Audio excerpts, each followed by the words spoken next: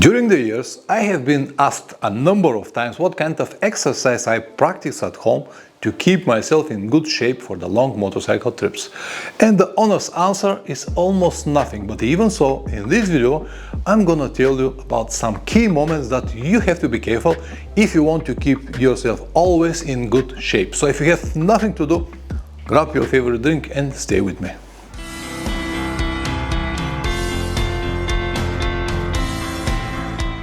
Welcome back. If you're 20, 30, even 35 years old, this video is not really for you, but it won't hurt you anyway.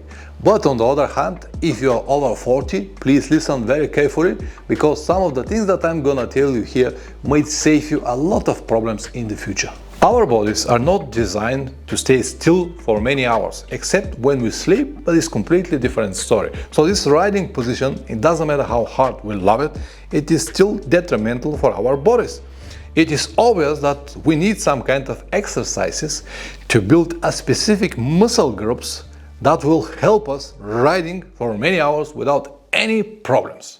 I will tell you what I do, don't even worry about it, but please bear with me a few more minutes because it is very important to understand the foundations if you want to get in good shape for your next long motorcycle trip. If you think that this video is too long because I'm just talking, continue wasting your time, there is nothing I can do about it. But what is the point to tell you everything in 2-3 minutes like machine gun if you cannot get it? The very first thing that you have to accept and understand is that you have to be in good shape all the time, not only for your next motorcycle trip. I know that this will be hard for many, but the older you are, the more you have to work in this direction. It doesn't matter what exercise or hidden secret magic techniques you can find online, they will work only temporarily. As soon as you stop them, the body will return to its usual shape. This basically means that you need a couple of exercises that are easy to do without hurting your everyday's activity.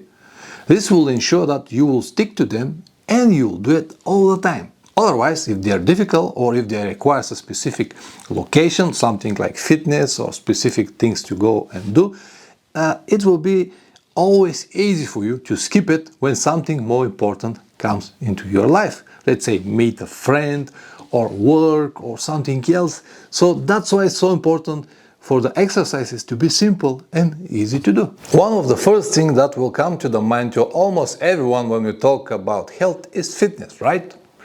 Fitness is not bad activity when you're 20, 30, 35 years old, when you're a young person, and if you do it in more relaxable way. No extreme weights and diets.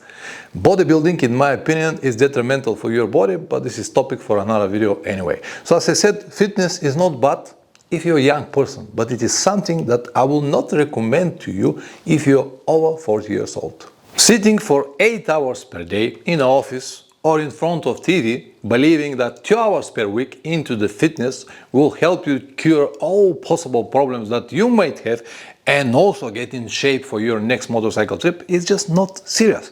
This might only lead to some possible injuries. I have a friend who is a doctor in a local hospital. I remember once, it was like 5 years ago, I met him on the street and asked him, how are you doing? How is the family? How is the job? What is in the hospital now? Is everything all right? And he said, yeah, everything is fine. Hospital is full with weekend sportsmen. And I said, what exactly does this mean? And he said, these are people who stay in the office for 8 hours or in front of the TV only eat in the last 20 years. They gained a lot of unnecessary weight, but on Sunday they decided to play football as they did it 20 years ago. And what do you think is the result? They have a lot of injuries. They cannot believe that their bodies are so fragile now. Back to the fitness. I will agree that it might help you to lose weight or even gain some muscles, but how exactly this is going to help you with motorcycle trips? What kind of muscles you're gonna need when you ride for 8 hours per day, when you're sitting still in this position? Maybe running will help. Cardio is good for your body, they say, right? I will not agree with this statement, because nowadays there are more than enough studies and examples that running will slowly destroy your body, especially the joints, especially if you're over 40 years old. Running in combination with motorcycle riding, which is basically means that you'll stay still for many hours without doing anything, it's a recipe for disaster. Sooner or later, your knees will give up and you won't be able even to walk. A bicycle ride a few times per week will definitely help. It is very similar to motorcycling and it will put you in shape for no time. Well, even though they might look very similar, in reality they're completely different activities. When you ride a bicycle all the time, you'll develop big muscles on the legs. When you ride a motorcycle, you need something completely different.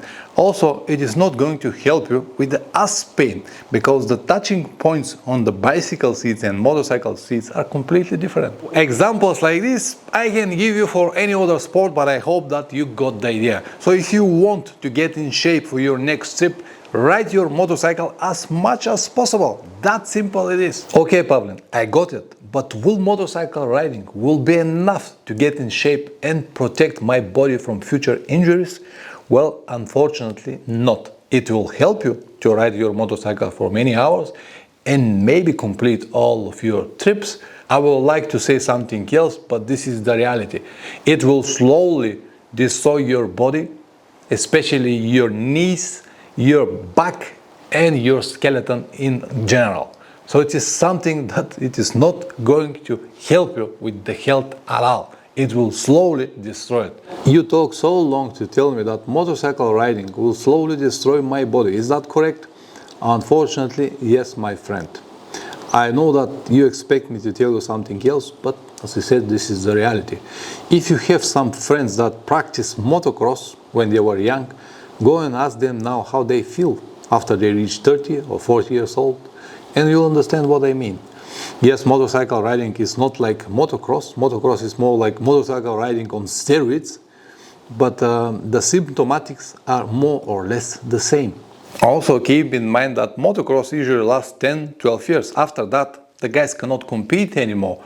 But I, for example, ride motorcycles from 35 years. So I spend many riding hours on any kind of weather conditions. And I'm sure that here in the comments you'll find many guys who ride motorcycles from more than 50 years. Can you imagine what kind of bad accumulated effect all of this has on our bodies? So what is the solution, Pavlin? Well, I don't know. I can tell you what I do, what kind of exercise I practice every single day, and so far it helps me to keep my body in a normal shape and avoid some injuries.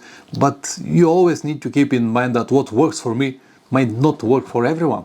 I used to do fitness 2-3 times per week, but I completely stopped maybe 6 years ago. The only exercise that I do at the moment are push-ups every single day, include on my trips, and pull-ups every other day when I'm here at home. When I'm traveling, when I have the chance, when I find a bar, I can do some pull-ups, but at home every other day. Push-ups like this help me bend my spine in the opposite direction, as you can see here, and it somehow provides some kind of relief from long days of riding. When I start pushing, I can immediately hear my spine is cracking, like kick, kick, kick, kick, kick, and it's like adjusting the right position. I enjoy it so much and I'm addicted to it. That's why every morning I do it. It is even better with pull-ups because the pull-ups actually help the spine to stretch in the vertical direction and release the pressure from the spinal discs. And this provides such a good release. You just feel it. As I said, I hear it's cracking and adjusting and everything is fine. And also during these exercises, I can build some strength that I need around my back, around my muscles, around my shoulders, chest, and all of this helps also with the flexibility of the spine. And this is also very important. The spine needs to be flexible, needs to be moved, because with the years it's hardened somehow. And with these stretches and exercise, we're doing really good favor on it. So let's now pretend that this is your bed. I'm sorry, but I have to improvise. At the end, I'm a motorcycle channel, not a health channel. So this is your bed. So every night before I fall asleep, I do one very simple exercise that helped me a lot again with the spine, especially after long days of riding. So what I do is put my left leg like that, and then my hands on the two sides, and do something like push up. Stretch my body like this. So I have this position cobra from yoga, if you have seen it, but with the left leg on the side. And after that, I put my arm like this and stretch my body all the way to the left. I can hear the crackings like this. And then I repeat the procedure, but this time with the right leg, like this. I keep it for a few seconds and then put my left here and twist on the other position. I actually saw this on internet and it is so nice. And I practice it already, I don't know, 3-4 years, and it really helps. It costs you nothing, just 10 or 15 seconds from your bedtime. Back to the push-ups. If you cannot make it properly like this, you can make planks like this. It's more or less the same story. Important is to bend your spine. Push-ups and planks will provide more strength in this part of the body. You're not gonna have 6 packs or something like that, but you will definitely be stronger here. And this is the core that is very important, especially when you ride a motorcycle. And keep in mind that these muscles here and this strength here will also provide the necessary, like a skeleton, or not like skeleton, like good foundation for your internal organs and the spine and everything. It's like a concrete block that will support everything. The whole body is supported by this part. This is so important part of your body. I also try to walk almost every day, but walking, not running, especially when I travel. When I finish the day, I go on a simple walk, a few kilometers, 1 or 2 hours, to stretch my legs, to move my blood. As you know, there are so many benefits from walking. Basically, guys, I never get out of shape because, as I told you already, I ride my motorcycle as much as possible, almost every day, in different type of terrain, so I exercise a lot. Also, the exercises that I just showed you, they are easy to do anywhere, anytime, in any conditions. And all of this keeps me always in normal shape, and not for me to do my trips without any preparation. And last but not least, be careful with your food, what you eat. I'm not going to recommend any diet, even though I tried them all and I came to my own conclusions, but I will only tell you that just because a specific food has all of vitamins and minerals inside does not automatically means that you can absorb them and use them. Food is very important. I know that this sounds like a cliche, but without a proper nutrition there is no physical way to keep your body in good shape without any injuries, no matter how hard you're trying.